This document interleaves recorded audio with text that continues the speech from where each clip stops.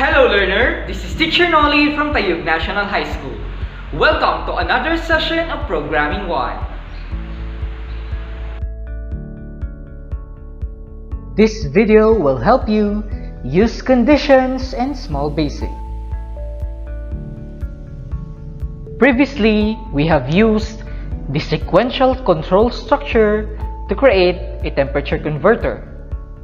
This time, we are going to use the next type of control structure, which is the selection control structure. The general format of using selection structure is as follows. First, there is a condition which will be created by a programmer. Then, instead of running the program right away, the computer would first ask a question. After getting an answer to that question, it will make a decision on what steps to do next. Let's have a real-life example using this format. So first is the condition. Our sample condition is that if my friend is going, then I am also going. Then before taking the next steps, a question will be asked. Is my friend going? If the answer is yes, then the decision is go to the mall. If the answer is no, the decision is don't go to the mall. This simple example, which occurs in real life, shows how selection structure is used in programming. Notice the use of if and then to form conditional statements.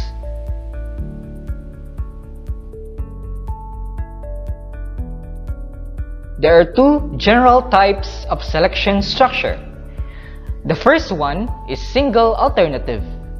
Single alternative selection structure can perform one thing depending on the result of the condition. The second one is double alternative selection structure.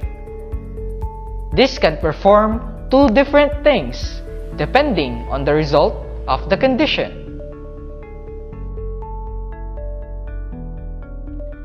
To utilize selection control structure, let's create a login program.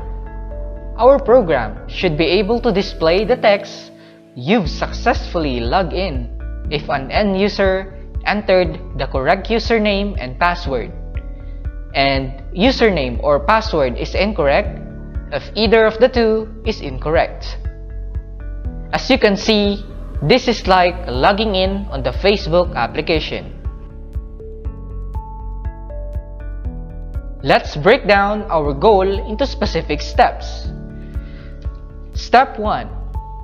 Ask the username. Step 2. Store the username value using a variable. Step 3. Ask the password. Step 4. Store the password value using another variable. And step 5 is to create a condition. For step 1, we will ask for the user's username by displaying a text. We will do this by using the object TextWindow, followed by its operation WriteLine, and the text that we want to display, which is enter your name. Then for the next step, which is to store the end user's username, we will introduce a variable named as username. To allow this variable to read the text that the user have just entered, we will also use the object TextWindow in its operation read.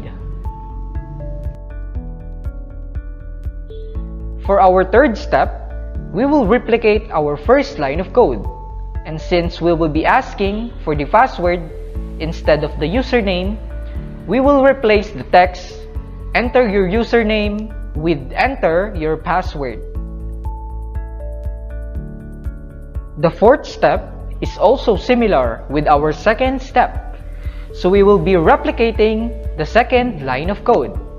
However, we will create a new variable named as password to store the password by the user. The final step is to create a condition. The condition will be started by the keyword if, followed by the parameters of our condition. That is, if the value of the variable username is equal to login name, and if the value of variable password is equal to login password, then the text "you've successfully logged in" will be displayed. Take note that the condition is that the user should enter the correct username and password to display this text. But what if one of them is incorrect? To introduce a new decision, the keyword else will be used. Now, what will happen if either the username or password is incorrect? Then, we will display the text "the username or password is incorrect" and end the condition by the keyword "and if." That concludes our program. Enter all the codes in your small basic application and see for yourself how will this program work. What operator is used in our login program?